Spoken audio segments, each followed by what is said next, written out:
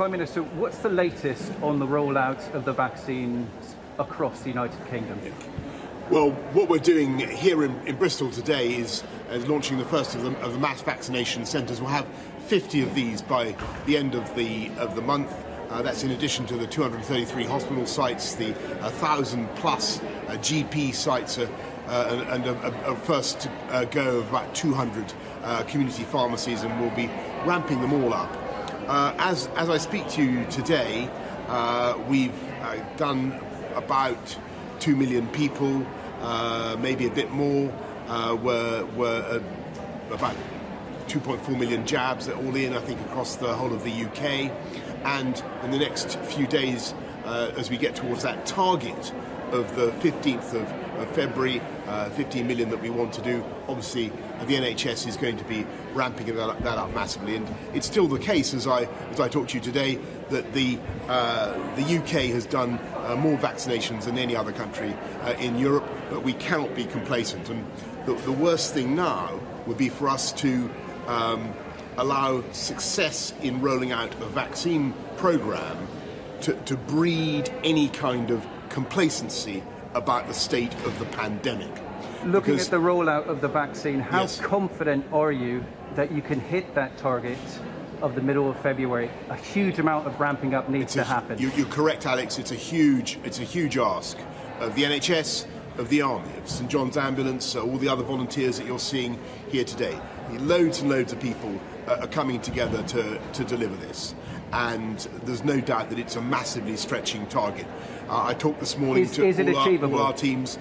We believe it's achievable, and we're going to put absolutely everything into it. We're going to throw absolutely everything at it to get it done.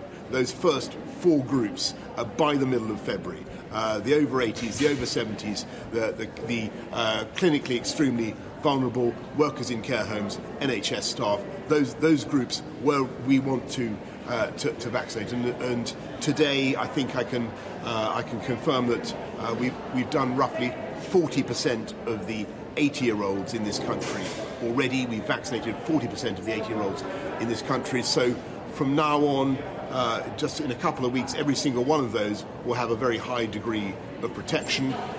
We've done about 23% of the elderly residents of care homes, and you remember how important that is in fighting coronavirus. So, as I say, they will also start to have a very high degree of protection. But it's a race against time, because we can all see the threat that our NHS faces, the pressure it's under, the demand in intensive care units, the pressure on ventilated beds, even the shortage of oxygen in some places. And we've got to focus on what we all need to do together to bear down on the disease, to follow the guidance, protect the NHS, stay at home, protect the NHS and save lives. People have got to remember that key message. Professor Chris Whitty said this morning this is the most dangerous time for the country in the whole pandemic. How worried are you about what's happening with the pandemic, the spike in cases, and what more do people and the government need to do to push down on the spread of this virus? I think what Chris Whitty had to say this morning was absolutely right.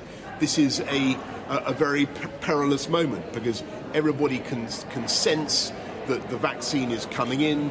They can see that the UK is vaccinating large numbers of those who need it most.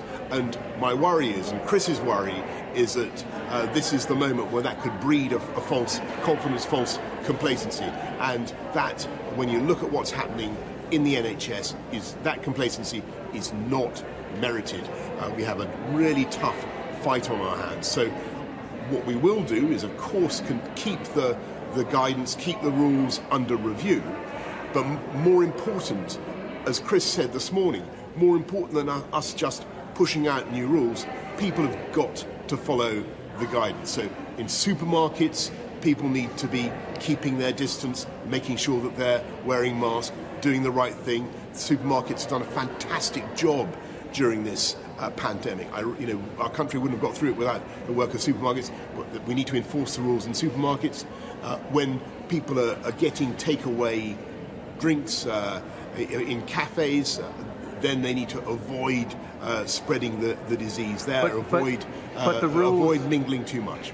But the rules are not as tight as they were back in March when you set the first lockdown. We have a variant that is much more virulent, 50% more virulent.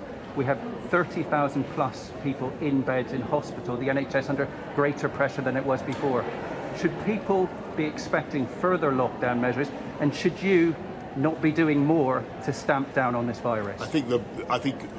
I really direct you back to exactly what Chris Whitty said earlier on this morning. We're going to keep the rules under constant review. Where we have to tighten them, we will. But we have rules in place already, which, if they are properly followed, we believe can make a huge, huge difference. And it's now that people need to focus.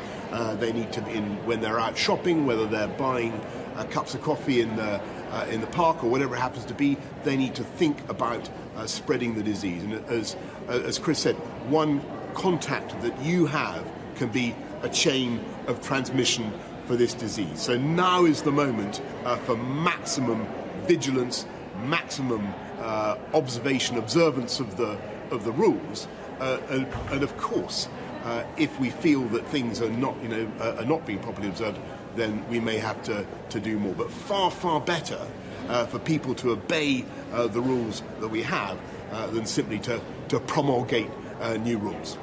The message is stay at home, work from home if you can. Yes. Was this an essential journey for you to make with your team to travel from London to Bristol today?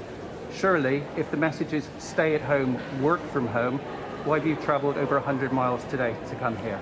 I've come because it's part of my job, and you'll know that the guidance also says that when you should go to work and do your job normally, if you absolutely have to. And I think it's essential that I explain to the public what we're doing to roll out the mass vaccination centres. Essential that we get the message across about what's happening across the whole of the country. But I like the spirit which you're asking the question. Everybody should be asking themselves whether they need to be leaving home, whether they need to be doing something that could actually end up spreading the disease. And one question for our regional colleagues. Yes.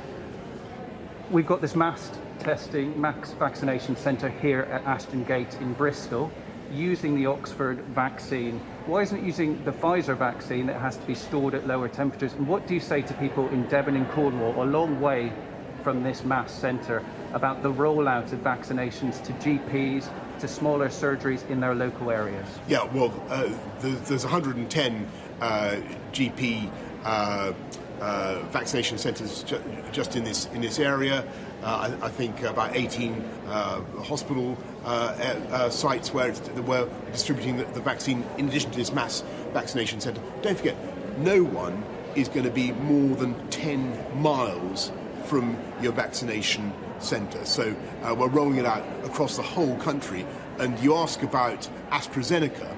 The advantage of AstraZeneca, both vaccines are good, both vaccines are efficacious, but the advantage of AstraZeneca is that you can store it at room temperature, so you can use it in a lot of contexts, particularly in care homes. So one of the things we're really focusing on this week is ramping up the delivery of the AZ of AstraZeneca into the care homes. But so why is that vaccine being used here when the Pfizer vaccine could be stored at those minus 80-degree temperatures, and the AstraZeneca, the Oxford vaccine, could be rolled out to the more local areas across the southwest? It is. They're both being rolled out, and we're making use of supplies of all the supplies of both throughout the country. And later on in the spring, as you know, we get the Moderna vaccine as well.